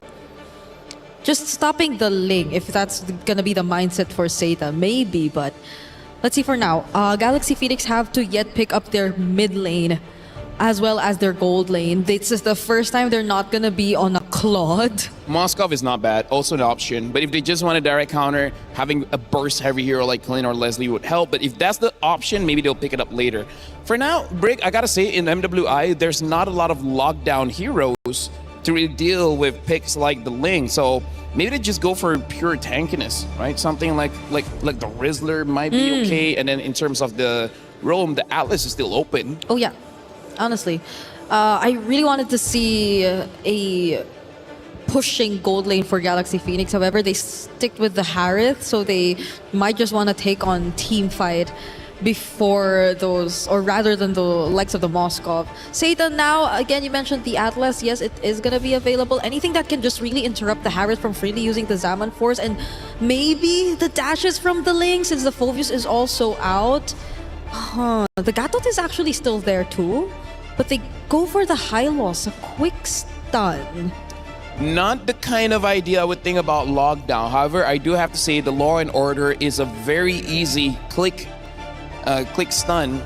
So able to stop the Ling long enough if they have the damage, which Eve 2 items honestly should be enough damage to, if not kill the Ling, make sure the Ling is no longer there. And the Benedetta does get picked up to deal with the Sora, so that's more of a skill matchup if anything. Yeah, so maybe more on the Benedetta actually being the help eventually later on, but mid lane for Galaxy Phoenix. So far, it's been a very flexible hero pool for Sophia.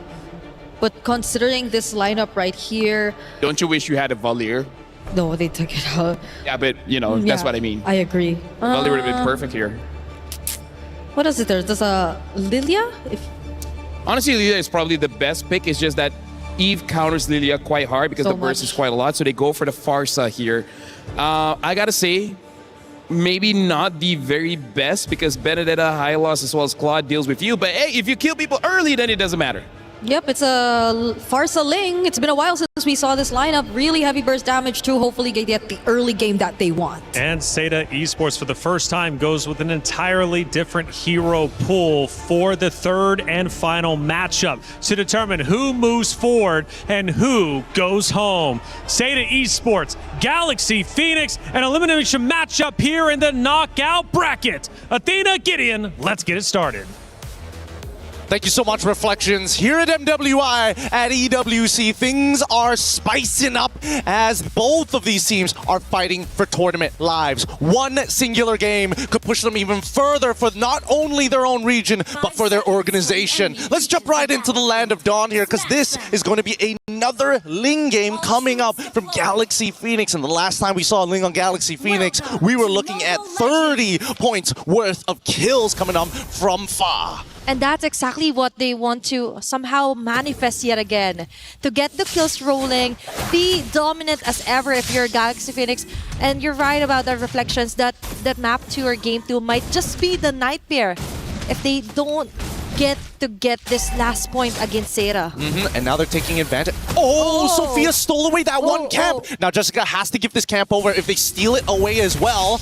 And deny level 2, that's perfect. Can you get the small camp as well? I managed to share it just enough. And now Zoe is still level 1. Oh no, there's going to be a taunt here by GXP. They're trying to chase down Joe! A midget first blood! They saw the chance, they took it, and they might go for a double, but nope. It's going to be Fa yet again, changing her mind. Fangua, just a little bit of a defend there and preventing from things from de-escalating here for SAETA. Beautifully played, beautifully played. A great response from both sides. The instant invade, the set play to try and take both of the camps. It was so close for being good, but unfortunately, GXP responded very, very well, noticing, hey, wait a minute, these motions are a little weird from the side of their mid laners, and especially their supports. Now, as this game continues to progress, and more importantly, looking at the emblems, nothing too out of the ordinary. This time, we have to keep in mind that Sophia is going to scale really, really well with that Weapons Master for the later stages of the game. You could definitely expect a change of facing here for Sophia, and they have this plenty of burst. So for GXP, it's all about the kills later on, and SAETA has to really watch out for those kinds of setup here. Lemma with the Balearic as well did a fantastic job in the previous games as well. So for SAETA, it's all about setting the faster flashes here for Fanwa, and Sophia goes in with a feathered airstrike taunt as well. Definitely an easy kill yet again for Fa, and Joe taking out in the process. Now they smoothly transition onto taking down a neutral objective. Beautiful layered play coming in from GXP, but Jessica, Electro final blow and even Petrify to try to get a trade. Okay, that's too flashy of a move, but still, that is an easy turtle, a secure turtle here for GXP. Now, we might take a closer look later on onto the Benedetta of Jessica 6 on what she can do.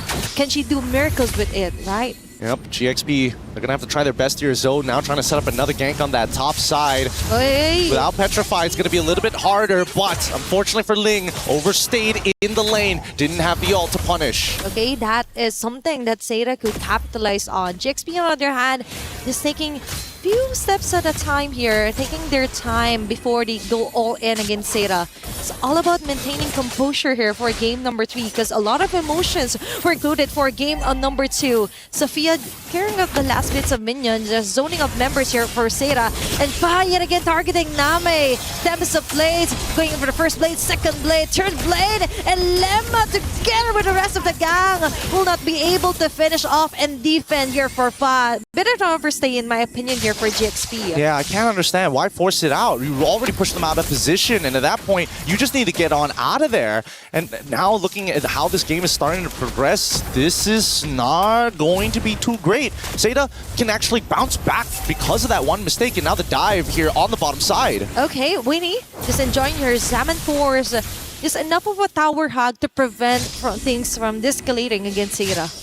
I do want to come back to the point that this is such a high-stakes game, and the emotions were so incredibly high as well. Like Jessica, after game number 2, was already shaking off of that, and now needs to play a high mechanic hero. It's not like Sora, where you press a couple of buttons and you feel good about yourself. Benedetta's timing needs to be precise and sharp. You can have the biggest impact or little to nothing if you whiff all of your abilities. Did she have enough of a break to actually calm down her nerves and go through with miracle team fight setup play here for SAETA. But for GXP on the other hand, I do understand there might be some kind of a frustration. There were so many missed moments.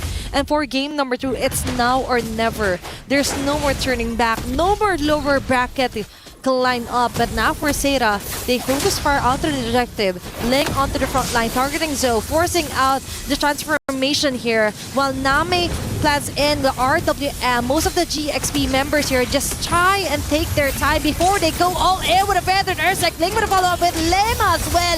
That's the Blades committed just right on track here. And Joe can do nothing but try to run away as the very passive here for Sophia will ensure that kill. All right.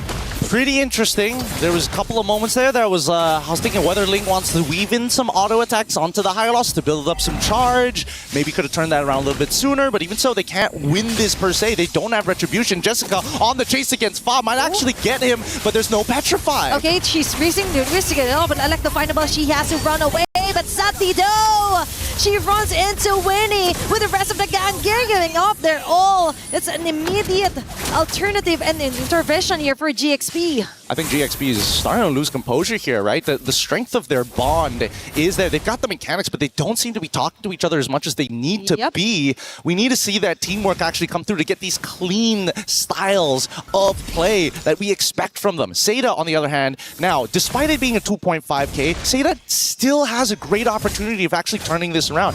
Jessica has done good work, and even though Zoe has died 3 times, it was at somebody else's expense. Sometimes even Fa made a mistake and even dying. On that top side, at least the waves are being cleared up, but GXP now want to take the initiative. They don't want to be passive. It's all about the skills right now for SAETA. And definitely, it's evident that Jessica has that. But now, it's all about maintaining and trying to take control of the situation. Plus, also not letting GXP corner them out with the macro yet again. And now, it's all about balancing out the waves. And Winnie is winning on the Gold Day matchup. That's 4 members of GXP targeting Fanwa alone. Girls Pathway just to try and disengage. Now she comes back. There will be quite a stun here, but Ling and the others will just slowly retreat back. Unfortunately, Ling doesn't have her flicker up just yet. I think there was a moment where they were thinking, if maybe I get the dash down, I could maybe flick onto like Name or maybe even Gai and try to trigger something, but didn't have the battle spell, don't have access to it. Fanwa does lose not only her ult, but also the Revitalize, which is pretty important because in the next 20 seconds, the next turtle is going to spawn, and she's going to have to wait another 23 seconds or so to get it back up in the middle of that fight. So unless GXP recognize that timing, they could maybe try and force this, but SAETA want to take first position. Okay, it's all about them trying to capitalize on what Joe can do here with the backshot, right? They have this beautiful setup. They just can't seem to do it right for now. But for GXP, that is somehow... Let's see, if they were able to somehow compose themselves, there were a kind of a bit of a messy initiations from Lemma. And speaking of which, she's going to spot on Fanwa here. It's going in.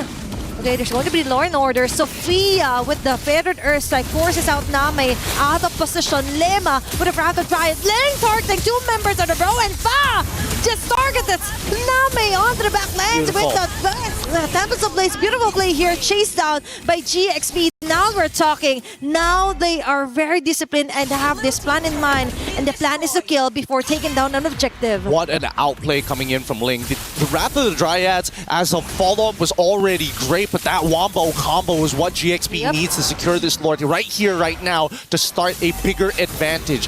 They were 5K ahead. Now they're going to turn it closer to 7 to 8K, depending on whether or not SAETA can stop this pressure, stop this momentum. They will lose some outer turrets for this, but how much gold will they bleed? For now, it's looking like too much, right?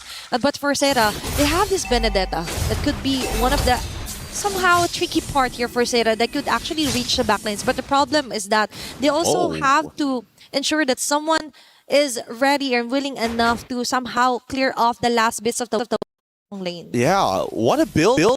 Hyper burst build. Haven't seen this in a long while, as a matter of fact. Heptacy's on top of the endless battle, making sure that if Jessica does find that backline access and able to close the distance, they might be able to one-shot target. But the ones closing the distance are GXP with Ling yet again. in with a miracle SAETA winning and able to get those chrono dashes, the synchrovisions in. Now they punch in from the air. Fa goes in with a perfect timing. Taps some blades, getting all of those blades, eliminating 4 members. It's just Jessica6 is remaining to defend for their base. Holy shields will be popping off bottom and even onto the mid lane. GXP has their eyes on their prize. Clear the wave. They want to clear off the wave. They want to ensure a victory, and Jessica6 has the proper kits to actually prevent GXP from actually ending up this game number 3. And that's a good thing about Benedetta actually building a lot of damage. It's moments like this, yes, I can actually deal with the waves more effectively rather than having to wait for my War Axe to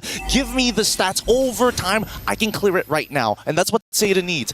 Instant impact. GXP on the opposite side, they can take their time a little bit because they're still waiting for the big ultimates from the side of SAETA. The RWM, maybe even the Glorious Pathway. But notice that they're putting a lot of their attention onto Zoe and Fanhua. Without that front line, you can tell that SAETA kind of lose direction of who really is the anchor of the team. And keep in mind, it should be Name.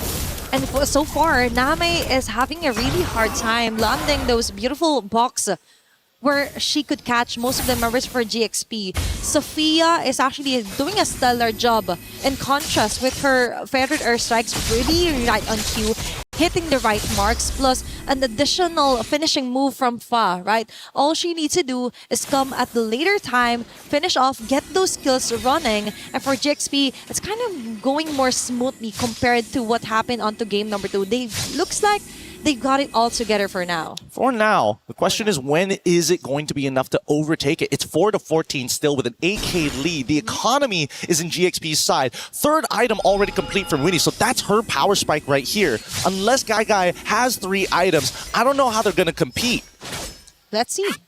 Because for now, the action is, or maybe the plan is just to survive for now and just let Guy get last bits of a minion and try to buy enough time for their items to slowly catch up from GXP. They've managed to do that from game number 2, but for now, it's all up to Jessica6 also to pull off some insane backline maneuvers against GXP to try and shut down most of the damages coming here from Winnie or either Sophia. Oh, this is interesting. SAETA wanted to deny information. They end up showing down on bot side, and instantly GXP decide to rush it. Good informational play here from the side of GXP. And I think that SAETA, they also recognize that this is not exactly the most contestable position. They don't want to group up against GXP. There's just way too many things going on with their composition. Lots of AoE CC, lots of way to finish them off, lots of way to hurt them before they get into the fight. So it's better, in SAETA's mind, hey, GXP, you come to us rather than the other way around. Yep, it will save them a lot of time and a lot of heavy mistakes, if ever. Because if they force out and they make a slight mistake, that might be the end of it, right? A 12-minute game time, almost 9K gold lead. Jessica6 being spotted here by Sophia. Now she's forced to back away. With the dashes, it will be enough. But for GXP, this game is just starting to get even better. Now Fanhua, half an HP left as well. There's going to be the stuns here from Sophia and Ling as well. The Lord will be melted down, but this ensures a quick entry point onto the mid lane by Galaxy Phoenix. Good play coming in from Jessica, trying her best attempt onto Winnie, but Winnie one step ahead, already buffering in, taking advantage of the new patch and its control system as now the next fight occurs. Okay, they managed to actually go out of the range right here for Guy, and now they go in. It's Ling yet again, finding the right angles. Now they're risking it all with the RWM, but Fa, with a Tempest of, they will be able to finish off 2 members, making it 3, a triple kill for Fa! 4 of them already low, put down to 20 or 10%, and yet Fa somehow taking turret aggro manages to survive through all the pain. It's not over just yet. Another feathered airstrike this is the endgame scenario. It looks like Galaxy Phoenix is willing to risk it all, years in the making, and they want to take this game. But Jessica6 and together with Joe, they want to extend this one, but Fa and the others just want today this game to end it to their favor, and they will successfully do so. It's Galaxy Phoenix taking on the win. Galaxy Phoenix 2-1, what a game. We finally get to see the full extent of this team when they're behind, when they're ahead. But with competitors, always comes the crushing defeat. And it hurts my heart seeing SAETA, who put so much on the line here today. Blood, sweat, and tears, and yet it still wasn't enough. These last moments, they realized really quickly they staggered us too much. The death timers are too long. The impending doom is near. And my God, are we going to have some great competitors for our upcoming battles? But I can't wait to see these two teams maybe showing up next year once again to bring up their regions. Definitely a very nice and a very proudest moment here for Chinese MLBB to be put onto the map for MWI. All right, let's throw it up to the stage here to see the crushing